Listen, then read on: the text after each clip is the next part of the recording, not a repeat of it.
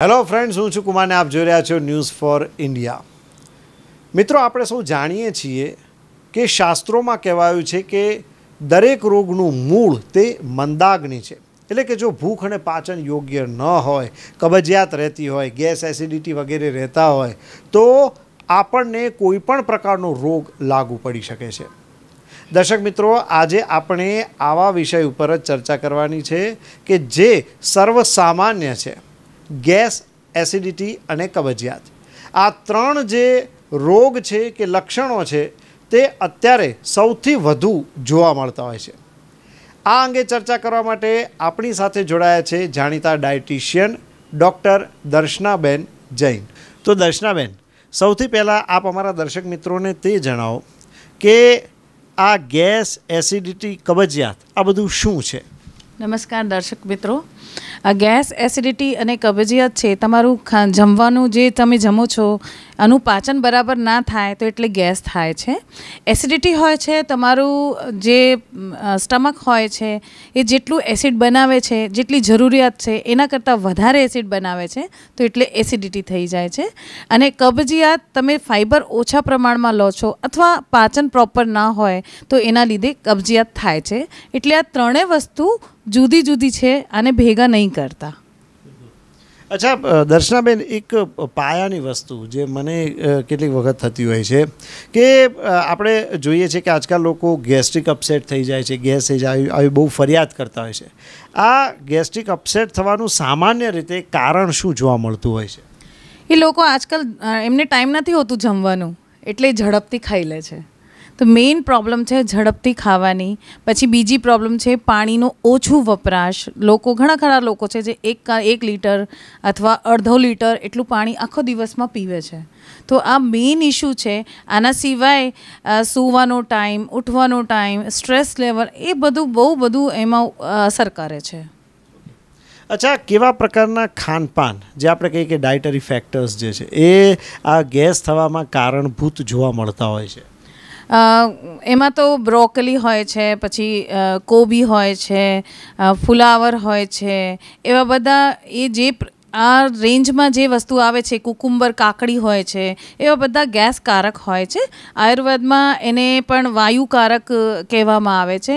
એને પણ જરૂરી નથી મને ખાધા પછી ગેસ કદાચ ન થાય અને તમને ખાધા પછી ગેસ થઈ જાય તો તમારા સ્ટમક કેવી રીતે શું વસ્તુને કેવી રીતે ઇફેક્ટ કરે છે એ વાત જોવાની રહી. પછી બીજી વસ્તુ કે જે તમે ખાઓ છો એ ચાવીને ખાઓ. મેઇન વાત આ જ છે.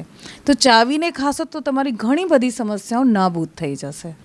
અચ્છા બેન, તમે આજે વાત કરી કે ચાવીને જમવું જોઈએ. હવે ચાવીને જમવાની વાત કરું તો આપણે તો એવું પણ કહેવાય છે કે ભાઈ 32 દાંત છે તો 32 વખત ચાવવું જોઈએ.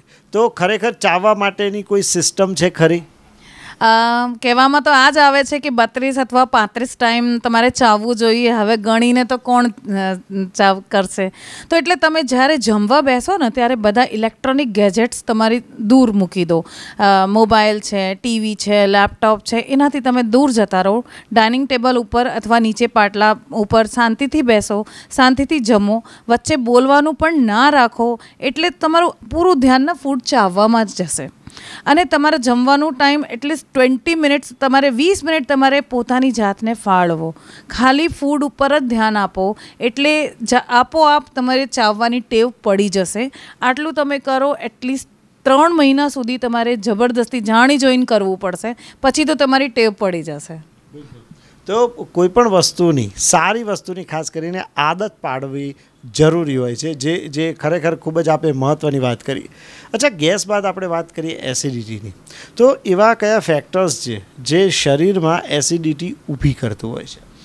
એસિડિટી માટે એકચ્યુઅલી આપણે જેટલું ખાધું ને તમારું બ્રેન તમારા સ્ટમકને કહે છે કે હવે આટલું જમવાનું, આટલો ખોરાક આવ્યો છે એટલે આટલું તમારે સ્ટમક એસિડ કાઢવાનું છે. હવે આપણે શું કરીએ, જમવાની સાથે સાથે કોઈ લિક્વિડ લઈ લઈએ, પાણી લઈ લઈએ અથવા છાશ લઈ લઈએ સાથે સાથે. તો શું થાય, તમારું જે જમ્યું છે એનું વોલ્યુમ વધી જાય છે અને બ્રેનને એવું લાગે છે કે ભાઈ વધારે જમવાનું આવ્યું છે એટલે એ સ્ટમકને વધારે એસિડ કાઢવાનું સૂચન આપે છે. એટલે એસિડ વધારે થઈ જાય છે તો એ એસિડ ઉપર આવે છે, એને કહેવાય છે એસિડિટી.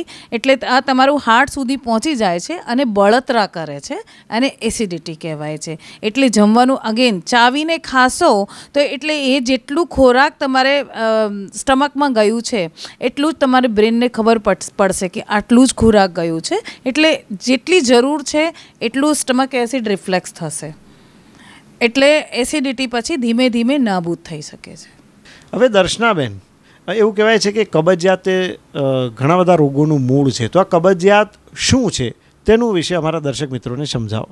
કબજિયાતમાં તમારે સ્ટૂલ જવામાં તકલીફ પડે, સ્ટૂલ ગયા પછી મજા ના આવે, કાં તો સ્ટૂલ થાય જ નહીં, અથવા તમારા સ્ટૂલ બહુ એકદમ ટાઈટ થઈ ગયું હોય, એકદમ ડ્રાય થઈ ગયું હોય, એને કબજિયાત કહેવાય છે. અને કબજિયાત થાય છે તમારા ફૂડમાં ફાઈબર ઓછું હોય એનાથી કબજિયાત ઘણી ખરી ટાઈમ એનાથી જ થાય છે, અથવા તમે પાણીનો ઇન્ટેક કમ કરો એનાથી થાય છે. અચ્છા, હવે બીજી એક મહત્ત્વની વાત મને પૂછવા જેવી લાગી કે કબજિયાત માટે શું દવા લેવી જ જરૂરી છે? ખોરાકમાં એવા કોઈ ફેરફાર ન કરી શકાય કે જેને લીધે થઈને કબજિયાત દૂર થાય? 100% તમે આ બીમારીને જડમૂળથી જો દૂર કરવા માંગતા હો તો તમારો ખોરાકમાં 100% ફેરફાર કરવું જ પડશે. દવા પોતાનું કામ કરશે, પણ દવા તમે બંધ કરશો અને જો આહારમાં ફેરફાર નહીં કરો તો ફરીથી કબજિયાત થઈ જશે. એટલે આહારમાં ફેરફાર કરવાની બહુ જ જરૂર પડે છે, ખાસ કોન્સ્ટિપેશન માટે. તો હવે કેવા પ્રકારના ખોરાક લેવા જોઈએ કે જેને લીધે થઈને કબજિયાત ન થાય? કબજિયાત માટે અત્યારે મેં જોઉં બધી જગ્યા તો મૂળભૂત કારણ છે લોકો પ્રોટીન તરફ બહુ વળ્યા છે. બહુ લોકો પ્રોટીન પાવડર બહુ લે છે. આનાથી શું થાય છે, એમાં ફાઈબર તો હોતું નથી અને એસિડિક પણ હોય છે, તો એટલે એનાથી એસિડિટી પણ થાય છે અને કોન્સ્ટિપેશન, બે વસ્તુઓ થઈ જાય છે. અને જો પાચન વધારે પ્રોપર ના હોય તો ગેસ પણ થઈ જાય છે. તો જેટલું હોય એટલું પેલું પ્રોટીન પાવડર જે આવે છે કોઈ પણ કંપનીનો હોય એ લેવાનું ટાળો. આના સિવાય જે વસ્તુમાં ફાઈબર વધારે હોય છે, જવની રોટલી, જુવારની રોટલી, બધા ધાન છે એ બધા ખાવી શકાય. અત્યારે આ 2023 મિલેટ યર્સ નામથી ઘોષિત થયેલું છે. આ મિલેટ બહુ સારા છે તમારા કબજિયાત હોય કે ગેસ હોય કે કોન્સ્ટિપેશન હોય, એ ત્રણેય વસ્તુઓ માટે બહુ સારા છે.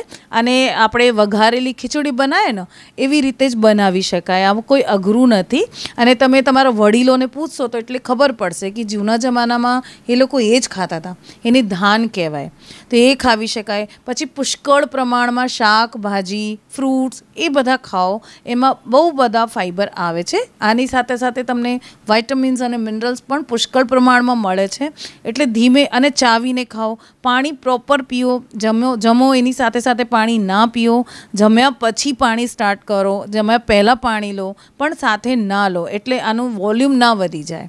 તો એવું બધું ચેન્જ કરવામાં આવે. ફિઝિકલ એક્ટિવિટી જેટલી 1 કલાક એટલીસ્ટ ફિઝિકલ એક્ટિવિટી તમારે જોઈએ જ. એવું બધું કરશો તો 100% તમારી જડમૂળથી ખલાસ થઈ જશે આ સમસ્યા.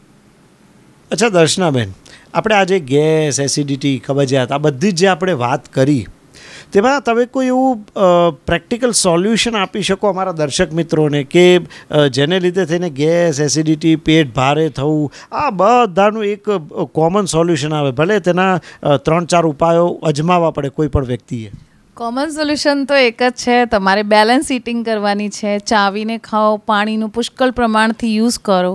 પર જો તરત જ થઈ જાય, જો તમને એસિડિટી થઈ જાય અથવા કોન્સ્ટિપેશન થઈ જાય તો એને માટે છે તમે ફુદીનાનું પાણી વાપરી શકો છો. ફુદીના વાટીને 2 ચમચી વાટેલો પુદીનો પાણીમાં નાખી લો, આમાં થોડું સંચળ નાખો અને એને ધીમે ધીમે કરીને પીવાનું છે. એનાથી તમારી ઘણી બધી સમસ્યાઓ ઓછી થશે. કોન્સ્ટિપેશનના 100% રિલીવ આવશે. પણ જડમૂળથી સમસ્યા ત્યારે જ જશે જ્યારે આપણે ચાવીને ખાવાનું શરૂ કરશો. અને જે પ્રમાણે મેં કીધું એ પ્રમાણે બેલેન્સ ડાયટ લેશો, પ્રોટીનની પાછળ નહીં રહેવાનું. પછી ગેસ જે થાય છે અથવા એસિડિટી થાય છે તો એના માટે તમારે 4 ચમચી કાચું દૂધ લેવાનું છે. એમાં થોડીક સાકર ભેળવી લો અને એમાં ઠંડો પાણી રેડી લો અને એ ગ્લાસ બનાવી લો અને એ તરત જ પી લેવાનું. તો એટલે તમને તરત જ આ સમસ્યાનું નિવારણ મળશે. પણ એ જડમૂળથી ખલાસ કરવાનું આન્સર નથી. જડમૂળથી ખલાસ કરવા માટે તમારે ડાયટરી ચેન્જીસ કરવા જ પડશે, તમારે લાઈફસ્ટાઈલમાં ચેન્જીસ કરવા જ પડશે. દર્શનાબેન, આપે આ બહુ જ સરસ વાત કરી કે લાઈફસ્ટાઈલમાં ચેન્જીસ કરવા પડે, ડાયટમાં એટલે કે આહાર અને વિહાર બંનેમાં ચેન્જીસ કરવા પડે. જો ગેસ્ટ્રિક અપસેટ કે એસિડિટી આ બંને લાંબા ચાલે, કબજિયાત બહુ લાંબી ચાલે, તો આના લાંબા ગાળાના ખરાબ પરિણામો કેવા હોઈ શકે છે? આના તો બહુ ખતરનાક પરિણામ હોય છે. તમને ફેજિયા થઈ જાય એટલે ભૂખ લાગવાનું બંધ થઈ જાય છે, બળતરા થાય છે, ધીમે ધીમે અલ્સરમાં કન્વર્ટ થઈ જાય છે અને જે તમારી લાર્જ ઇન્ટેસ્ટાઇન છે એમાં જે અલ્સર પડે છે તો એમાં કોઈક વાર આપણે કાપવાનો વારો પણ આવે છે. એવી બધું સમસ્યાઓ થાય છે અને પછી ન્યુટ્રિશનનો એબ્ઝોર્પ્શન પણ ઓછું થઈ જાય છે. તો થાક લાગે, મજા ના આવે જિંદગીમાં. બધું સારું ચાલતું હોય તો એ ઘણા બધા લોકો કહે છે કે મને મજા નથી આવતી. તો મજા કેવી રીતે આવશે? કેમ કે બધી બીમારીઓની જડ, જેમ તમે કીધું, એ તમારું પેટ જ છે. તે એટલે આપણે જેવી લાઈફસ્ટાઈલ આપણે જીવીએ એવી પ્રકારથી ભગવાન આપણને બીમારીઓ પણ આપશે. તો એટલે સારી લાઈફસ્ટાઈલ જીવવાની એટલે સારું, બધું સારું રહે. અચ્છા દર્શનાબેન, મને એક બહુ મહત્ત્વની વસ્તુ અત્યારે સૂજી કે હું તમને પૂછી લઉં. ઓવર ઇટિંગ એ અત્યારે એક બહુ જ મહત્ત્વની સમસ્યા છે. લોકોને ખાવા પર કંટ્રોલ નથી રહેવું, ક્યાં અટકવું તેની સમજ નથી પડતી. તો આના માટે દરેક વ્યક્તિએ, કારણ કે દરેક વ્યક્તિની કેપેસિટી જુદી જુદી હોય, તો વ્યક્તિએ ખાવા પર કંટ્રોલ મેળવવા માટે સામાન્ય રીતે કેવા નિયમો કે કેવા સ્ટેપ્સ કે ઉપાયોનું પાલન કરવું જોઈએ? બિલકુલ. સૌથી પહેલાં તો જંક ફૂડનું સેવન જેટલું ઓછું કરશો એટલું સારું રહે છે. પછી આપણે જે ખાવાની થાળી જેને કહીએ છીએ, આની જગ્યાએ નાની પ્લેટ વાપરો. આટલી હોય એ બહુ થઈ ગઈ. આમાંથી અડધી તમારી પ્લેટ શાકભાજીથી ભરી લો. એટલે એમાં છે બધું ફાઈબર વધારે આવે છે, એટલે તમને સેટિસ્ફેક્શન મળશે અને પેટ ભરાઈ જશે. છતાંય જો તમે 2 રોટલી ખાઈ લીધી અથવા 3 રોટલી ખાઈ લીધી અને તમારી ઈચ્છા છે કે હવે મારે 4થી રોટલી ખાવી છે, તો જસ્ટ વેટ અને તમારા મગજમાં સોચો કે શું હું 4થી રોટી પછી 5મી રોટલી લઈ શકું છું? જો તમારા મગજ કે નહીં લઈ શકો છો, તો એટલે 4થી પણ ના લો. કેમ કે આપણે જે ખાઈએ છીએ આપણું સ્ટમક 10થી 15% ખાલી રહેવું જોઈએ. તો તમે જે ખાઓ છો એનું બરાબર મિક્સિંગ થાય છે ગેસ્ટ્રિક જ્યુસથી. જો એ મિક્સિંગ બરાબર થઈ જશે તો તમારી ઘણી બધી સમસ્યાઓ, ઓનલી ગેસ, એસિડિટી, કોન્સ્ટિપેશનની નહીં, ઘણી બધી સમસ્યાઓ છે, એનાથી તમે છુટકારો મેળવી શકો છો. અચ્છા દર્શનાબેન, છેલ્લે અમારા દર્શક મિત્રો માટે નાનકડો સંદેશ. બેલેન્સ ઇટિંગ કરો. 1 કલાક ફિઝિકલ એક્ટિવિટી રાખો. એમાં ચાહે તમે યોગા કરો, વોકિંગ કરો કે જીમ કરો, તમારી જે ઈચ્છા હોય. અત્યારે ઘણા બધા વિડીયો અવેલેબલ છે તમારા ફોનમાં. એ વિડીયો જોઈને એક્સરસાઇઝ કરો, પણ એ બધા એક્સરસાઇઝ ભૂખ્યા પેટે કરો. ઘણા બધા લોકો મેં જોયા છે જે ડિનર પછી સોસાયટીઓમાં ચાલતા હોય છે અને ફાસ્ટ ચાલતા હોય છે. એનાથી તમારી સમસ્યા ઓછી થવાની નથી, ઉલટા વધી જશે. કેમ કે જે ફૂડ છે એ તમારી આંતરડામાં છે હજુ, અને આંતરડામાં જો તમે ફાસ્ટ ચાલશો તો આંતરડાથી અથડાશે. તો આંતરડાની દીવાર જો છે એને વીક કરશે, સરવાળે ન્યુટ્રિશનની ઉણપ થઈ જશે.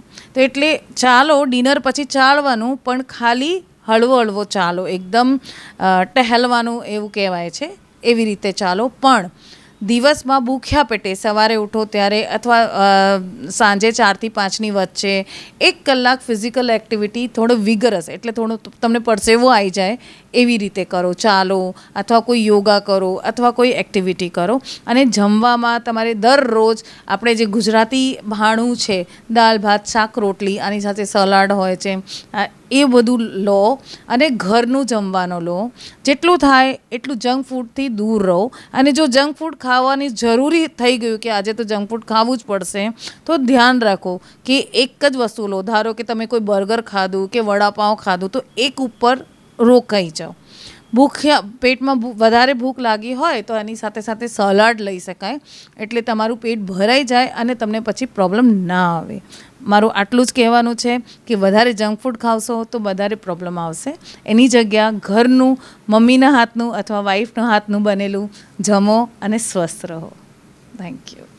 તો જોયું ને દર્શક મિત્રો, ડૉક્ટર દર્શનાબેન જૈન કે જેઓ બહુ જ જાણીતા ડાયટિશિયન છે અમદાવાદના, તેમણે આપણને કેટલી સુંદર માહિતી આપી. કારણ કે ગેસ, એસિડિટી, કોન્સ્ટિપેશન અત્યારે એક જાણે સામાન્ય સમસ્યા થઈ ગઈ છે. કારણ કે ઓવર ઇટિંગ પણ આપણે સામે કરી રહ્યા છીએ, જંક ફૂડ પણ વધારે ખાઈ રહ્યા છીએ. તો આજે આપણે એ જ શીખ લેવાની છે કે માપનું જમવાનું છે, ઘરનું જમવાનું છે અને સાત્વિક જમવાનું છે. ફરી મળીશું એક નવા વિષય સાથે. ત્યાં સુધી રજા આપશો. નમસ્કાર.